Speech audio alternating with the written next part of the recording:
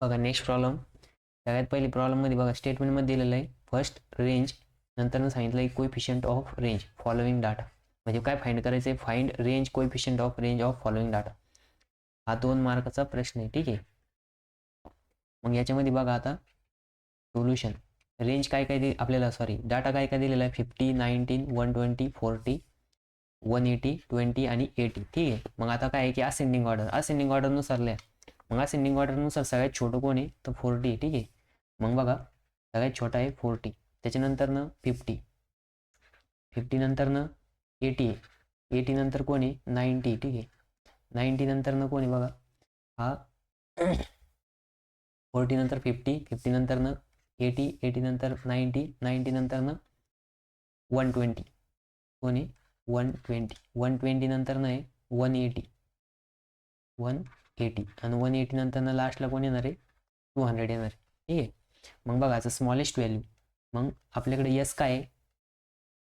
Yes is equals to 40 आहे आणि L सगळ्यात लार्जेस्ट व्हॅल्यू कोण आहे? 200. मग range is equals to L minus S. मग यल किती आहे बघा? यल किती आहे? 40 आणि यल किती आहे? 200 आणि यस किती आहे? 40. म्हणजेच आपली रेंज किती येणार आहे? 160 येणार आहे. किती येणार आहे? Range is equals to 160. ठीक आहे. रेंजची व्हॅल्यू किती आली? 160. आता काय फाइंड आउट करायचं? Coefficient of range. मग बघा coefficient of range equals to काय formula? L minus S upon L plus S.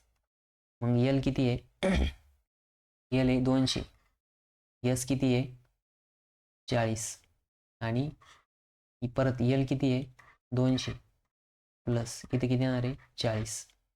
मग बघा आता इथे येणार आहे लास्टला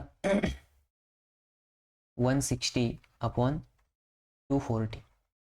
मग 160 अपॉन 240 जर केलं कॅल्क्युलेटरमध्ये किती येतं बघा बरं?